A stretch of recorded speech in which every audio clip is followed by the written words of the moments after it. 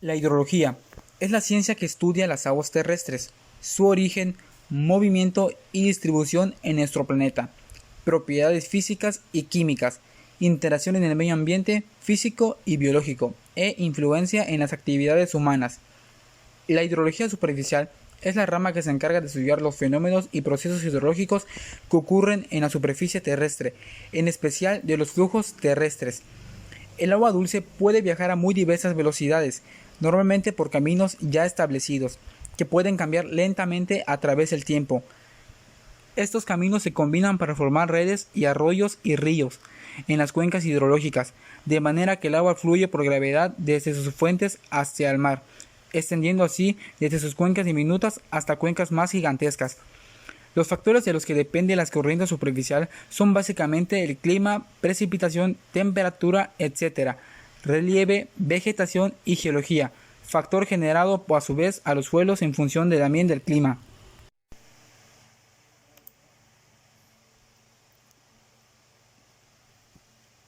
La evaporación es el proceso físico por el cual el agua cambia del estado líquido a gaseoso, retornando directamente a la atmósfera en forma de vapor. También el agua en estado sólido, nieve o hielo, puede pasar directamente a vapor y el fenómeno se denomina sublimación. A efectos de estimar las pérdidas por evaporación en zonas, el término se entenderá en sentido amplio, incluyendo la sublimación. La radiación solar proporciona a las moléculas de agua la energía necesaria para el cambio de estado. Todo tipo de agua en la superficie terrestre está expuesta a la evaporación. El fenómeno es tanto más débil cuanto menor a la agitación de las moléculas y tanto más intenso cuando mayor la cantidad de agua con posibilidad de evaporarse. Ejemplos de evaporación. Algunos ejemplos de este proceso de transformación del estado líquido a gaseoso son el secado de ropa mojada puesto al sol, la desaparición paulatina de sudor de nuestros cuerpos luego de trabajar o ejercitarnos, la formación de nubes sobre aguas y ríos y océanos. Evaporación y ciclo del agua. El ciclo del agua describe la totalidad de los intercambios hidrológicos que ocurren entre la atmósfera, la tierra y el mar a través de los tres estados del agua: sólido, líquido y gaseoso. El sol evapora el agua sobre la superficie de los mares, lagos y ríos, y ese vapor, al entrar en las alturas de la atmósfera, se condensa, transformándose en un nuevo líquido. Este líquido desciende hacia la Tierra a través de un fenómeno conocido como la precipitación, que en climas fríos puede producirse en un estado sólido del agua, así como la nieve o granizo. En climas de temperatura cálida se producirán precipitaciones líquidas en forma de lluvia. Del ciclo del agua podemos deducir la enorme importancia de la evaporación solar en las aguas del planeta, que ayuda a producir el clima y renueva la humedad del aire y de la vegetación. Sin este proceso de evaporación no sería posible la vida sobre la Tierra como la conocemos. Evaporación como método de separación. En la ciencia química, la evaporación se ha incorporado como un método básico y muy eficiente para separar una solución o una mezcla en la que se encuentra un soluto o un soluble. El proceso se realiza calentando la solución hasta que el solvente se evapora y deja un residuo sólido de manera natural. Esto se produce con una sal marina cuando el sol separa el agua de los cristales de sal a la orilla del mar. Podemos producir este proceso de separación a través de un sencillo experimento, usando una mezcla de sal y agua. Para preparar la sal del agua salada, se calienta la solución con un vaso de precipitado. Mientras que hierve el agua, vemos cómo esta escapa en forma de vapor hasta que se desaparece por completo, dejando solamente una capa de sal. Métodos de separación de mezclas. Los métodos de separación de mezclas o métodos de separación de fases son distintos procedimientos físicos que permiten separar dos o más ingredientes de una mezcla, valiéndose de las diferentes propiedades químicas de cada uno de ellos. Debe tratarse de mezclas en las que los ingredientes conserven su identidad y no hayan sido reacciones químicas que alteren sus propiedades permanentes o den origen a nuevas sustancias. Rasgos como puntos de ebullición, densidad o el tamaño deben conservarse en los ingredientes para que puedan aplicarse a los métodos de separación de mezclas. Entre los métodos que tenemos encontramos la decantación. Se emplea para separar líquidos que no se disuelvan en uno o en el otro, como el agua y el aceite, o sólidos insolubles en un líquido, como el agua y la arena. Consiste en el uso de una ampolla de un embudo de decantación en donde se debe dejar reposar la mezcla hasta que el ingrediente más denso semidente se vaya hasta el fondo. Entonces se abre una válvula y lo deja salir cerrándola a tiempo para que permanezca el ingrediente menos denso. Este método suele emplearse como primer paso hacia la obtención de sustancias más puras. Filtración. Útil para separar sólidos no solubles de líquidos. Consiste en la utilización de un filtro, ya sea papel filtrador, piedras filtrantes, etc., que permite el paso del líquido por porosidad, pero retiene los elementos sólidos. Así operan los filtros de agua de nuestras casas, o el papel filtro, donde vertemos el café sólido antes de verterle encima el agua caliente. El agua surge del papel mezclada con lo más fino del café, y las partes gruesas se desechan junto con el filtro. Entre los factores que afectan a la evaporación está la radiación solar. Sirve como fuente de energía para que se efectúe el proceso antes dicho. La evaporación es un cambio de estado y precisa una fuente de energía que proporciona a las moléculas de agua la suficiente para realizarlo. La duración del día o la insolación están involucradas dentro de ese factor. La cantidad de agua que se puede evaporar depende fundamentalmente de la energía disponible en el cambio de estado. La temperatura. El aumento de la temperatura origina un incremento de energía cinética y consecuentemente de la presión de vapor. La diferencia entre la temperatura entre la superficie evaporante y del aire circundante proporciona la diferencia de tensiones y una medida a la capacidad de la atmósfera de admitir vapor de agua. Sin incremento en la temperatura del aire está correspondido con un aumento de la temperatura de la superficie de evaporación. También se incrementa la presión acuosa en ambos, pero la diferencia de presión entre ellos se puede mantener constante, dado que la evaporación proporciona la diferencia de presión de vapor entre el aire y la superficie evaporante. Igual incremento de temperatura de ambos no incrementa la tasa de evaporación, por lo tanto el aumento de la temperatura influye favorablemente en la intensidad de la evaporación, sin que una mayor cantidad de agua pueda estar presente en la atmósfera. Transpiración. Es el proceso físico-biológico por el cual el agua cambia de estado líquido a gaseoso a través del metabolismo de las plantas y pasa a la atmósfera directamente. Esencialmente es el mismo proceso físico que la evaporación, excepto que la superficie desde la cual escapan las moléculas del líquido no es agua libre, sino que es de la superficie de las hojas de las plantas. Estas están compuestas por unas finas capas de células llamadas mesodermo y poseen una delgada epídimis de célula de espesor, la cual posee numerosas estomas. El espacio intercelular en el mesodermo contiene grandes espacios de aire entre cada estoma. La humedad entre los espacios intercelulares se vaporiza y escapa de la hoja a través de las estomas. El número de estomas por unidad de superficie varía dependiendo de la especie vegetal y las condiciones ambientales. Generalmente se abre con la luz y se cierran con la oscuridad. La temperatura afecta la velocidad de apertura. Contrariamente a lo que se cree, el control que ejercen las estomas sobre la tasa de transpiración es muy limitado. Ellos se cierran cuando la oscuridad y la marchitez comienza, o cuando el estoma está completamente abierto. La tasa de transpiración está determinada en los mismos factores que controlan la evaporación. Los estomas ejercen una suave regulación solamente cuando están cerrados. Evapotranspiración. La evapotranspiración es la combinación de los fenómenos de evaporación desde la superficie del suelo y la transpiración vegetal. La dificultad de medición en forma separada de ambos fenómenos, contenido de humedad de suelo y el desarrollo vegetal de la planta, obliga a introducir el concepto de evapotranspiración como pérdida conjunta en un sistema determinado. En 1948, Trondheim introduce un nuevo concepto optimizado para ambos. Es llamada evapotranspiración potencial o pérdidas por evapotranspiración, en doble puesto de un desarrollo vegetal óptimo, una capacidad de campo permanente completa. Este autor designa así la altura de agua que sería efectivamente evaporada si los recursos de agua se movilizaran en una cuenca.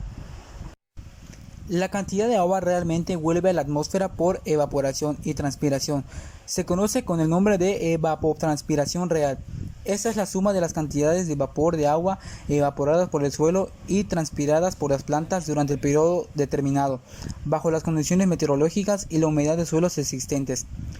El principal factor que determina la evapotranspiración real es la humedad del suelo, el cual puede ser de retener agua conforme a la cantidad de retención específica de cada tipo de terreno.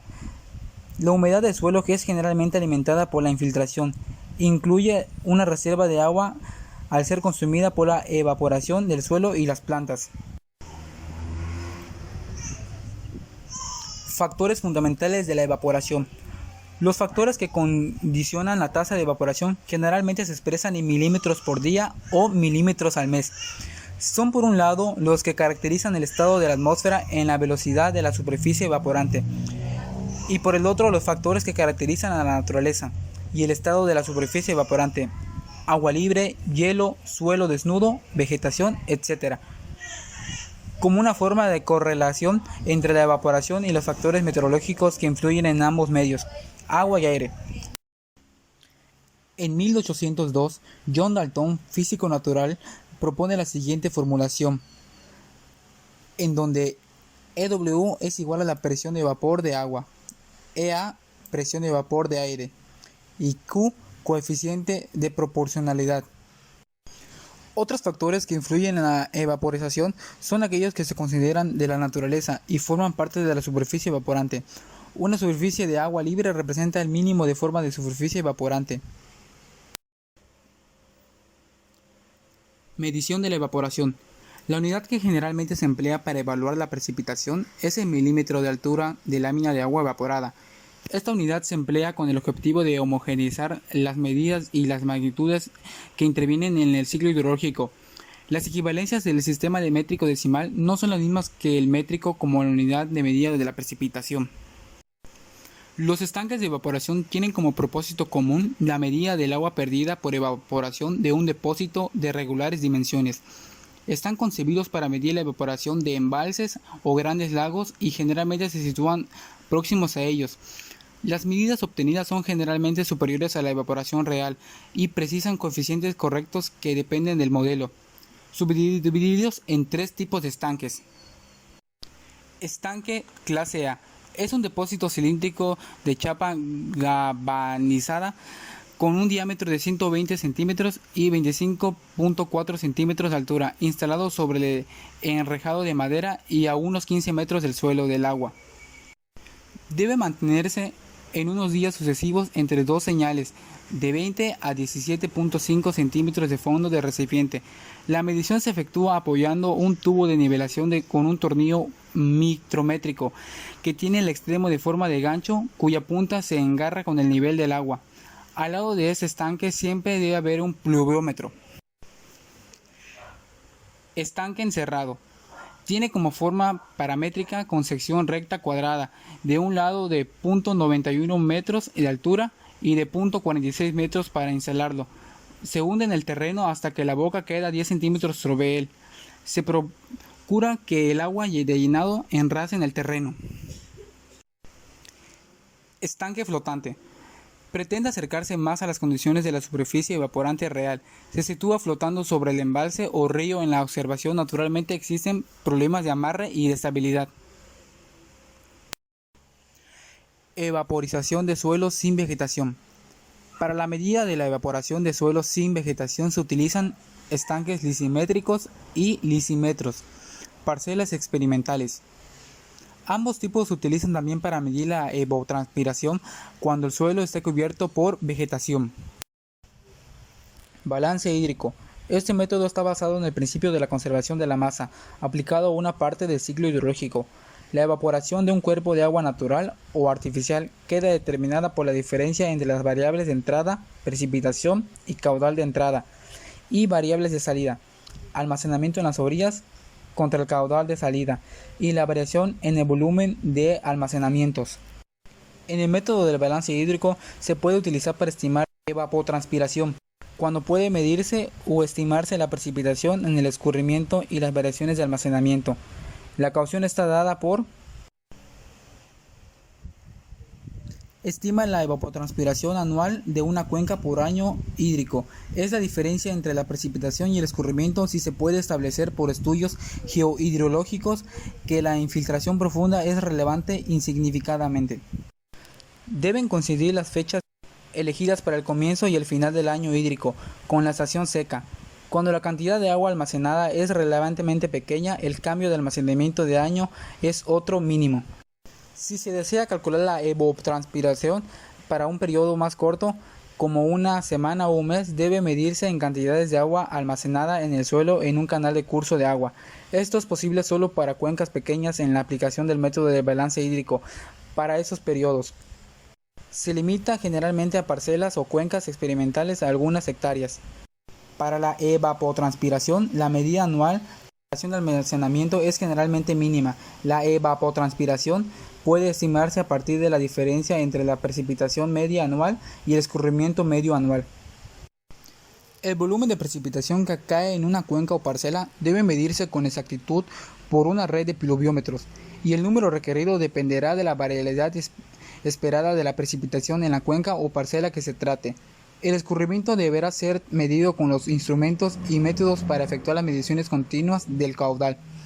La variación de almacenamiento de agua en el suelo se mide como los dos componentes separados, zona saturada y la zona no saturada. Se requieren mediciones de nivel de capa freática en pozos y de humedad en el suelo en la zona no saturada.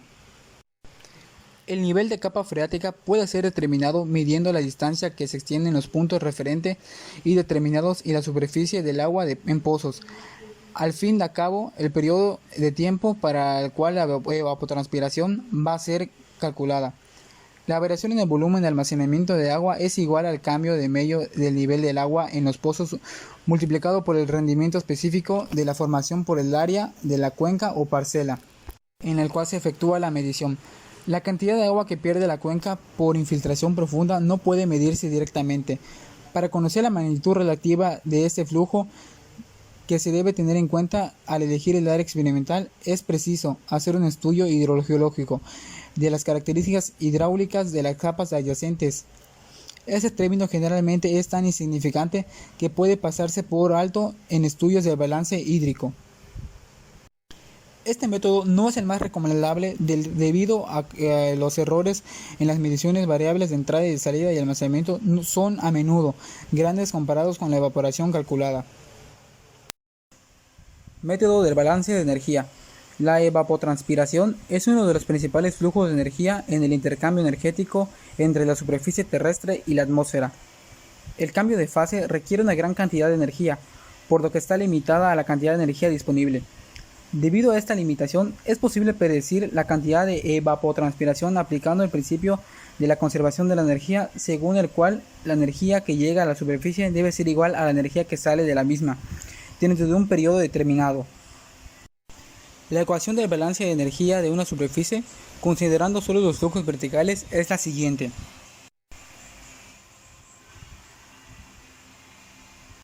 Donde Rn es igual a la radiación neta de la superficie en peso cuadrado. Es la energía que intercambia por la radiación. G igual al flujo de energía en la forma de calor intercambiado por la conducción entre la superficie del cultivo y el suelo. Lambda ET es igual al calor lactante en el flujo de energía en forma de calor asociado al flujo de vapor de agua. Esta es la energía que se requiere para el proceso de evaporación. Así, lambda es el calor lactante de evaporación, es decir, la energía necesaria para evaporar la unidad de masa. H es igual al calor sensible, es el flujo de energía que forma el calor intercambiado por convección entre las superficies y la atmósfera, es decir, debido a la diferencia de temperaturas entre la superficie y la atmósfera.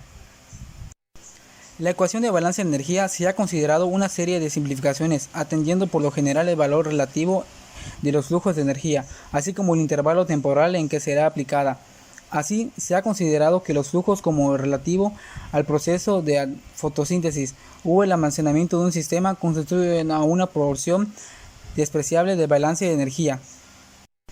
Tampoco se ha tenido en cuenta el flujo de energía horizontal, llamado advención, puesto la ampliación está indicada en grandes superficies de la vegetación. La evaporación y su uso consultivo. Como ya se había mencionado antes, la transpiración es el agua que se desprende de forma de vapor de las hojas de las plantas. Esta agua es tomada por las plantas directamente desde el suelo, así como la evapotranspiración. es la combinación de la evaporación y la transpiración. Su uso consultivo es la combinación de la evapotranspiración y el agua de las hojas de las plantas. Retiene para su nutrición. Esa es la última cantidad, es pequeña en comparación con la evapotranspiración. Aproximadamente representa solo un 1%. Por los términos de evapotranspiración y su uso consultivo se usan como sinónimos. El conocimiento de la evapotranspiración y su uso consultivo es un factor determinante en el diseño de sistemas de riego, incluyendo las obras de almacenamiento, conducción, distribución y drenaje, especialmente en el volumen útil de una presa para establecer una zona de riego. Depende de gran medida de su uso consultivo. Entre los factores que afectan al uso consultivo está la temperatura, horas al sol, tipo de cultivo, duración del ciclo vegetativo, temporada de siembra y la zona. El uso consultivo del agua para los cultivos comprende la cantidad de agua usada en el área dada por una unidad de tiempo, en transpiración formada de tejidos, evaporación de suelo y precipitación interpretada por la vegetación. Determinación del uso consultivo. En México se usan fundamentalmente dos métodos para el cálculo del uso consultivo, siendo el primero el método de Thornweight y el segundo el método de Barney-Crane. El método de Thornweight es el método desarrollado en 1944. Calcula el uso consultivo mensual como una función de temporadas medias mensuales, mediante la siguiente ecuación.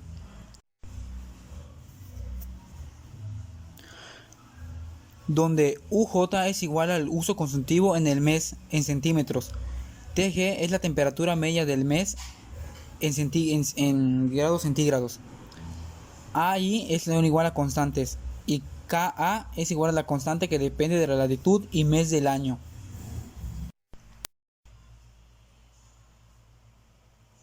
Método de Barney-Crane. En este método se toma en cuenta, además de la temperatura, las horas diarias al sol, el tipo de cultivo, la duración del ciclo vegetativo y la temporada de siembra y la zona. El ciclo vegetativo de un cultivo es el tiempo que transcurre entre la siembra y la cosecha, y por supuesto varía de cultivo a cultivo. Se representan los ciclos vegetativos de algunos cultivos comunes en México. Si se requiere estimar la evapotranspiración durante el ciclo vegetativo completo, se debe emplear la siguiente ecuación, donde ET es igual a la evapotranspiración durante el ciclo vegetativo medido en centímetros. Kg es el coeficiente global de desarrollo y F es el factor de temperatura y luminosidad. El coeficiente global de desarrollo K varía entre 0.5 y 1.2. Se muestran algunos valores de ese coeficiente para diversos cultivos. El factor de temperatura y luminosidad F se calcula como F igual a la sumatoria cuando I es igual a 1 de Fi, donde N es el número de mes que dura el ciclo vegetativo. Extracciones de un almacenamiento para riego. Los valores de evaporación se calculan con los métodos ya vistos con anterioridad. Representan la cantidad de agua que requieren las plantas para un desarrollo normal. Esta cantidad es diferente a la que se debe extraer de un almacenamiento, ya sea una presa o un canal, debido a que, por un lado, la precipitación sobre la zona de riego disminuye el volumen de extracción necesario, y por otro lado, las pérdidas por evaporación e infiltración en las conducciones, y por otros desperdicios que lo aumentan. El volumen necesario a extraer del almacenamiento será dado por la siguiente ecuación.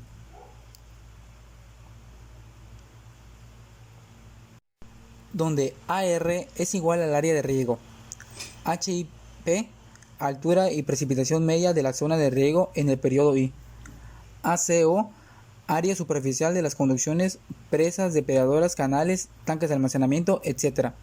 WI es igual al desperdicio del volumen.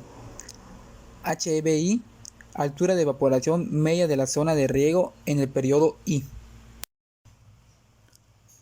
Al factor se le conoce como la eficiencia del sistema. Obviamente se debe establecer y tener eficiencias altas, pues así los almacenamientos necesarios resultan menores. Sin embargo, en México y en otros países N es menor al 70%, llegando en ocasiones a ser muy bajo como el 30%. Los primeros estudios que abordaron del tema de riego hablaron de la utilización consultiva, cantidad de agua que se expresaba en metros cúbicos por hectárea regada. Luego de que en 1941 la División de Riegos del Ministerio de Agrícola de los Estados Unidos y la Oficina Planificadora de Recursos Nacionales definieron el concepto de uso consultivo o evapotranspiración como la suma de los volúmenes del agua utilizada para el crecimiento vegetativo de las plantas en una superficie dada tanto en la transpiración como en la formación de tejidos vegetales y de la evaporada por el terreno adyacente, ya sea proveniente de la nieve o de las precipitaciones y caídas en el tiempo dado. Más tarde, en 1952, Blair y Crane decidieron el uso consultivo de la evapotranspiración en términos muy similares a los anteriores, como la suma de los volúmenes de aguas usados en el crecimiento vegetativo de la cierta hectárea, por conceptos de transpiración y formación de tejidos vegetales y evaporada, desde el suelo adyacente, proveniente de la nieve, precipitación incrementada del área en cualquier tipo de individuo por la superficie dada. También es importante hablar del uso consultivo del agua. El uso del agua que no se devuelve de forma inmediata al ciclo del agua, como por ejemplo el riego en el uso consultivo, mientras que la generación eléctrica mediante el turbinado del agua en un río, si la descarga del río no es del uso consultivo. En la agricultura, el uso consultivo en el agua se evapora en el suelo y el agua que se transpira de las plantas y el agua constituye el tejido de las plantas. Es la cantidad de agua que debe aplicarse al cultivo para que económicamente sea relativamente expresado en milímetros al día. Entre esos hay factores que alteran el uso consultivo del agua.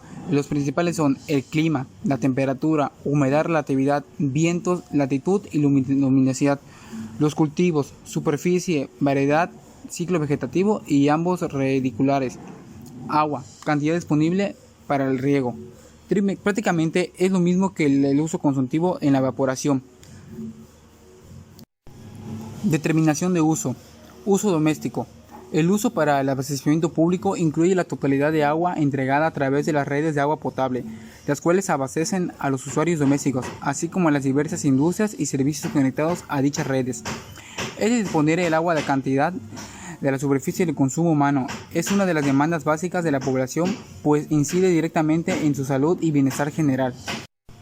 Uso en la agricultura y en la ganadería. En la agricultura, el agua se emplea para riego en campos. En ganadería se usa como parte de la alimentación de los animales y limpieza en los establos y en otras instalaciones dedicadas a la cría de ganado. Sin embargo, en la irrigación, el agua usada por agricultura o riego de cosechas, donde más agua se usa probablemente a nivel mundial, al uso del agua que más importancia se le da. La cantidad consumida del agua para producir la cosecha es enorme.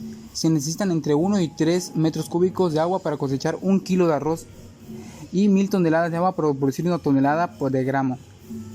Uso industrial. Este uso incluye la industria tomada del agua que requiere directamente de ríos, arroyos, lagos y acuíferos del país. Conforma un sistema de clasificación industrial de América del Norte. Las actividades secundarias conocidas tradicionalmente como la industria están conformadas por los sectores de minería, electricidad, agua y suministro de gas, productos suministrados al final así. Uso en la generación de energía térmica. El agua incluida en este uso se refiere a la utilización de centrales de vapor duales, carboeléctricas, de ciclo combinado, de tuberías de combustión interna. De acuerdo con lo reportado por la Comisión Federal de Electricidad, en el año 2008 las centrales termoeléctricas generaron 193.000 voltios de energía. Eso equivale al 83% del total de la energía eléctrica producida en el país. Grado de presión sobre el recurso. El porcentaje que representa el agua utilizada para los usos consultivos respecto al agua renovable es indicador del grado de presión que se ejerce para un recurso hídrico en un país, o en una cuenca, o en una región. Si se considera si el porcentaje es mayor al 40%, se ejerce una fuerte presión sobre el recurso. En conclusión, el ciclo hidrológico conlleva diversos factores en los cuales intervienen cada una de las etapas que lo integran, incluyendo la evaporación, transpiración o evapotranspiración, para luego poder ir a la condensación y precipitación, infiltración, de nuevo a la evaporación. Cada una de estas etapas son estudiadas y calculadas mediante diversos métodos los cuales han sido expuestos y experimentados. Los métodos para los cálculos de evaporación, sean tanques de evaporación, balance hidrológico, balance de energía, fórmula de Perlman o fórmula o métodos empíricos o semiempíricos, demuestran la cantidad de evaporación que produce desde la superficie libre de agua, en algunos de mayor exactitud y distintas metodologías y datos. Los cálculos de evaporación permiten obtener los datos y registros necesarios para el diseño de obras civiles, como la cual corre en el estado del agua y en el planeta y su comportamiento.